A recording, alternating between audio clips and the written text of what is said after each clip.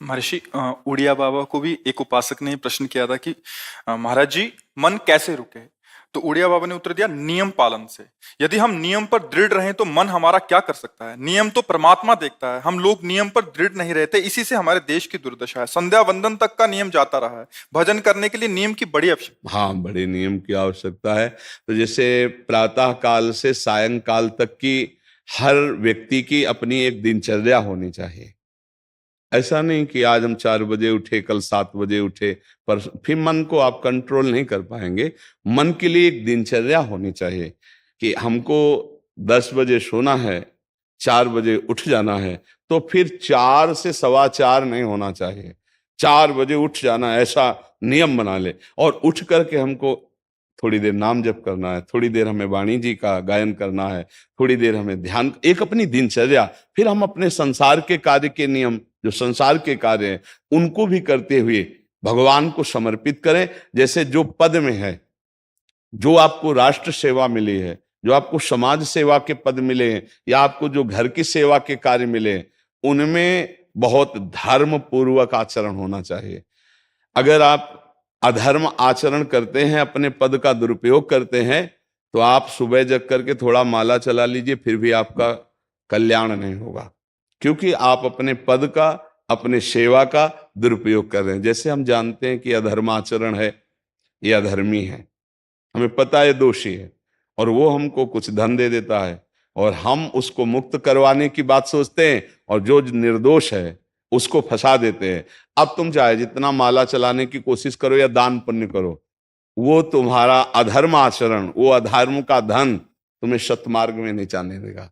नियम लेना चाहिए कि जिस पद में है, जिस धर्म में है, जिस कर्तव्य में है, चाहे कुछ भी हो जाए, हम अपने कर्तव्य से विमुख नहीं होंगे।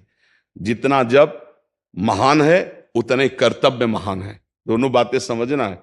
जब माला फेरा और इसके बाद बेईमानी, अधर्माचरण, इनका कोई नियम नहीं है कि हमें कैसे चलना है, तो वो माला काम नहीं कर पाएगा। क्योंकि उसका तभी सत्य भाव माना जाएगा माला जपला, जब धर्माचरण है। धर्माचरण नियम से। बोले वो बड़े कट्टर नियम वाले हैं, उनको घूस नहीं, आप उनको भयभीत करके नहीं काम करवा सकते, प्रलोभन में काम नहीं करा सकते। ये हमारी गृहस्थी है ना, तो गृहस्थी के पालन के लिए धन चाहिए, और धन के लिए हम धर्म को आगे रखें, धन को नहीं।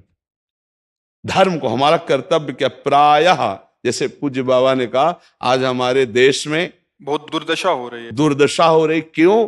क्योंकि सब अपनी जगह से गलत हो रहे हैं। अगर अपनी जगह हम ठीक रहे तो हमारी दुर्दशा नहीं होगी। हमारा भजन कम होगा, लेकिन हम धर्म से चल रहे हैं तो हम विजयी होंगे। हम भगवान को प्रसन्न कर सकते हैं, क्योंकि हमें जो कार्य मिला है वो भगवान का ही कार्य, सृष्टि भगवान का कार्य। जैसे नए बच्चे कुछ वकालत पढ़ रहे थे, तो यहाँ के प्रश्न किया था कि हम जानते हैं कि वो दोषी नहीं है, हम जानते हैं कि वो दोषी है, पर दोषी हमें पैसा दे रहा है, तो हम वकालत पढ़ी इसीलिए, हम उसको जिताएंगे, तो क्या कोई पाप है? तो उनका खुला पाप है। बोले नहीं, हमारी कोई ऐसा कंपनी दो, ऐसा कुछ बोले कि हमारी कंपनी को ये सिखाया जाता है, तो हमको तो ये करना ही होगा, अगर नहीं करेंगे तो हमारी वकालत का मतलब क्या रहा? तो नहीं, वकालत का मतलब अधर्मी को मुक्त करवाना नहीं है। वकालत का मतलब अधर्मी के सबूत एकत्रित करके उसको दंड दिलवाना है, और धर्मात्मा को मुक्त करवाना है। अब इसके लिए आपके पास अर्थव्यवस्था अगर कमजोर भी है, तो धर्म व्यवस्था आपकी पूरी है। धर्म व्यवस्था ठीक है तो परिवार स्वस्थ रहेगा, सुखी रहेगा, भगवान आप पर प्रसन्न रहेंगे। अच्छा, फिर हमने तर्क रखा कि जैसे आपकी बहन के साथ कोई गलत व्यवहार करे, आपको पता है, और वो आपको 10 लाख रुपया घूस दे, तो क्या आप उसका पक्ष लेंगे? नहीं। तो फिर दूसरी बहन के साथ किया है। अब यहां विचार करना है ना, अपने भाई का अगर कत्ल किए हो, मुझे पता हो कि ये दोषी है, तो क्या हम पैसे से उसको मुक्त करने देंगे? लगेगा कि जान की बाजी लगा देंगे, और तुम्हें हम, ऐसे ही एक गरीब आदमी की किसी ने हत्या की, तो आपका पक्ष बनता है। पर यह ज्ञान कहां मिलेगा? बिना अध्यात्म के ज्ञान तो मिलेगा नहीं। ज्ञान तो इस बात का मिला कि कैसे पैसा कमाया जाए। अच्छा, वो पैसा यदि अधर्म से आया है तो आपकी दुर्दशा कर देगा, आपकी बुद्धि भ्रष्ट कर देगा। तो जो बाबा कह रहे हैं कि आज हमारे समाज की बड़ी दुर्दशा हो रही, उसका कारण यही है कि हमें अध्यात्म का ज्ञान नहीं, हमें धर्म का ज्ञान नहीं, और बड़ी बड़ी गलतियां हो जाती है। बिल्कुल पता है आदमी निर्दोष है और हम धन के प्रभाव से उसको दंड दे देते हैं। वो दंडा भगवान जब आपको पलट कर देंगे तो आप सह नहीं पाओगे, उसका परिणाम बहुत बुरा होता है। तो इसलिए समाज को चाहिए अपने अपने कर्तव्य का पालन करते हुए एक नियमावली बना ले। जैसे कुछ दुकानों का नियम होता है कि वहां फिक्स रेट होता है, नहीं होता? वहां ये नहीं चलेगा कि कसम से कहते हैं कि तुम्हें हम अपना जान करके कि 100 रुपया मीटर ये मिला है, हम बिल्कुल मुनाफा नहीं ले रहे। नहीं, झूठ क्यों बोल रहे हो? दुकान खोले हो मुनाफा के लिए, झूठ क्यों बोल रहे हो? नहीं लेंगे मुनाफा, हम जितने का लाए हैं उससे मुनाफा लेंगे, पर 120 रुपया मीटर देंगे, कपड़ा बढ़िया है, नाप फिट है, इससे नीचे नहीं उतरेंगे, हमें सफाई देने की जरूरत नहीं है कि हम कसम खाते हैं या ऐसा। जानते हो ये बिजली है, दुकान है, नौकर लगे हैं, तो इसका मुनाफा लेने के लिए दुकान खोलें, कोई दान करने के लिए तो नहीं। तो सबको पता है मुनाफा लेगा, लेकिन एक फिक्स दाम, उसे 10-20 रुपया का मुनाफा लेकर के हम उसको बेच रहे हैं। लेकिन झूठ क्यों बोले? बोले झूठ के बिना धंधा नहीं चलता। नहीं, ऐसा नहीं है। अब असत्य बोलोगे तो उससे जो आपको मुनाफा मिलेगा वो आपकी बुद्धि भ्रष्ट करेगा, और सत्य है कि मुनाफा के लिए है वही चीज, और आप एक फिक्स रेट में दे रहे, बढ़िया है। अब अगर आप कोई मिलावट करके भोजन सामग्री दे रहे हैं, आपको पता है, तो जो खाने वाले के हृदय में बैठे हुए भगवान हैं वो तुम्हारे जीवन में मिलावट कर देंगे, तुम्हारा जीवन महान दुखमय हो जाएगा। ये कहां समझा जाता है? एक आदमी सिंथेटिक दूध बना रहा है, उससे कहो ये अपने बच्चे को पिला, नहीं पिलाएगा। फिर ये दूसरे का बच्चा जब पिएगा तो उसकी हालत क्या होगी? दूसरे शरीर में जाएगा तो हालत क्या होगी? वो केवल धन की बुद्धि रख रहा है। एक आदमी घी में केमिकल मिला रहा है, एक ऐसे अभक्ष पदार्थ मिला है, वो स्वयं नहीं खाएगा, लेकिन वो होटलों में भेजा जाएगा, हजारों लाखों लोग खाएंगे, बीमारी बढ़ेगी, उसको रुपया से मतलब है। ये चीज, ये दुर्दशा हर जगह धर्म का ज्ञान न होने के कारण फैल रही, नहीं फैल रही। एक मरीज बीमार है, असली दवाओं में पैसे ज्यादा है, नकली दवा लेकर के असली के दाम में बेच देना, उसको बिल्कुल फायदा ना होना, लेकिन परमात्मा देख रहा है। तुम जानते हो नकली दवा है, वो तो नहीं जानता बेचारा, ज्यादा पढ़े लिखे नहीं, किसान आदमी गांव का आया है, तुमने दे दिया और उसने पैसा दिया असली के। अब वो पैसा तुम्हारी बुद्धि भ्रष्ट करेगा, तुम्हारे परिवार में कलह पैदा करेगा और तुम्हारा पतन कर देगा। ऐसे हर डिपार्टमेंट में, हर विषय में यदि हम अपने धर्म से चले, अपने सत्य से चले और थोड़ा भी भजन होगा, वो आपको उत्तम गति प्रदान करेगा। पर ऐसा कहां समझ में आ रहा? अध्यात्म के बिना भला ऐसा समझ में आएगा? तो इसीलिए कह रहे हैं हमारे देश की दुर्दशा हो रही।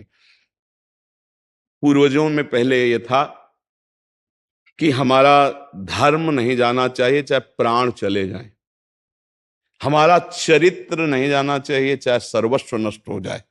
आज इसकी कोई परवाह नहीं, तो उसी से बुद्धि भ्रष्ट हो जाती है, जीवन एक पशुवत आचरण वाला हो जाता है, और वो अपने को बड़ा सुखी समझने लगते हैं कि हमारे पास बड़ा वैभव है। लेकिन प्यारे, उस दिन को याद करो जिस दिन तुम्हारा आखिरी समय होगा, ना तुम्हारा फार्म हाउस जाएगा, ना महल तुम्हारा जाएगा, ना बैंक बैलेंस जाएगा, ना कोई व्यक्ति, और ना ये शरीर। अब तुम्हारे कर्म तुमको भोगवाएंगे। उस समय की कौन याद करता है? अगर उस समय की याद हो तो भय लग जाए कि नहीं नहीं, पाप नहीं करूंगा, क्योंकि जाना है यहां से। अच्छा, कब जाना कुछ पता नहीं, किसी भी समय ट्रांसफर हो सकता है इस शरीर से। तो हमें लगता है कि महापुरुषों के जो वचन है कि हमें एक नियम से जीवन जीना चाहिए, धर्म पूर्वक जीवन जीना चाहिए, अपने कर्तव्य का पालन करना चाहिए। जो हमारे लिए कर्तव्य, आज प्रायः धन प्रधान बुद्धि होने के कारण कर्तव्य स्वाहा हो रहा है। एक विद्यालय में विद्यार्थी के लिए जो गुरु पद में बैठा, उसका क्या कर्तव्य है? वो अपने कर्तव्य को भूला हुआ है। भला छोटे छोटे विद्यार्थियों को, जिनकी नींव पूरे राष्ट्र सेवा में, समाज सेवा में ये बन सकते हैं, अगर उनको हम सही शिक्षा नहीं दी तो उनका पूरा जीवन बर्बाद हो जाएगा। अगर उनको हम गलत सपोर्ट कर दिए तो उनका पूरा जीवन बर्बाद, क्योंकि नया जीवन है। और जगह जगह अपने अपने कर्तव्यों का यदि पालन किया जाए तो पूरा समाज सुखी हो जाए। लेकिन कर्तव्यहीनता आ रही, कोई अपने कर्तव्य को नहीं समझ रहा है। तो यही बात महापुरुष जनों को दुख लगता है कि अगर सब अपने कर्तव्य का पालन करें, धर्म का पालन करें, भगवान का नाम जप करें तो सब सुखी हो जाए। सुख सब चाहते हैं और आचरण दुख वाले करते, इसीलिए सुख नहीं मिल रहा है, परिणाम में हमें दुख मिल रहा है। सच्ची मानना, वो रुपया पूरे परिवार में अशांति पैदा कर देगा। और धर्म पूर्वक 100 रुपया लाओगे और 4-5 परिवार के बैठ के नमक रोटी खाओगे, आनंद से सोओगे, बड़ा प्यार रहेगा, भगवान की कृपा रहेगी। पर ये बात समझ में नहीं आती है। तो ये वृत्ति अगर छोड़ी ना जाएगी तो कुछ भी कर लो, कहीं भी दान पुण्य कर लो, लाभ नहीं मिलेगा। अगर दान देने की बात कही गई है तो धर्म पूर्वक कमाए हुए धन से। अगर आप मेहनत से कमाए हो ना, 10 रुपया दे दोगे ना, तो 10 रुपये का वो आटा लाके अगर 2 रोटी खाएगा तो खूब वजन होगा। वो आप 1 लाख रुपया बेईमानी कर रख दोगे ना, तो बैठे बैठे वो गंदा ही सोचेगा, भजन नहीं होगा। उसका गंदा सोचना और आपका गंदा करना दोनों मिल करके, उसके कारण भी तो आप बने ना, तो आपका ही पतन हो जाएगा। उसको तो भगवान बचा लेंगे क्योंकि भगवान की शरण में है। तो मुझे लगता है अधर्म के धन से कभी किसी को लाभ नहीं मिलता। तो अपने कर्तव्य का पालन करते हुए यदि नाम जप किया जाए तो बहुत जल्दी हमको लाभ प्राप्त हो जाए। बहुत सुंदर मतलब ये चर्चा होती है, अगर आप लोग इसको धारण कर लें तो निहाल हो जाएंगे। सच्ची कह रहे, ये जो बातें हैं ये बहुत सुंदर जीवन को पुष्ट करने वाली हैं, पर आप धारण कर लें तो बात है। नहीं तो जैसे लाभ दिखाई दे रहा 50,000, तभी बातें भूल जाओगे, ये बातें अच्छी नहीं लगेंगी। हे यार, बहुत बढ़िया काम घर में आएगा, पर हमारी ये बात ध्यान रखना, वो 50,000 घर में अशांति पैदा कर देगा। सच्ची मानना, आप धर्म से चलना, धर्म से चलोगे तो भगवान तुम्हारी रक्षा में रहेंगे। अधर्माचरण, देखो कैसी कैसी घटनाएं होती हैं। बढ़िया कार है, फिल्मी गाना लगाए चल रहे हैं, और वो एक्सीडेंट हुआ, आग लग गई, बाहर निकल ही नहीं पाए, वो अंदर ही जल गए। क्या हुआ? ये करोड़ों रुपए की कार भूंज दिया तुमको अंदर ही बैठाल के, धू धू करके आग लग गई, अंदर जल।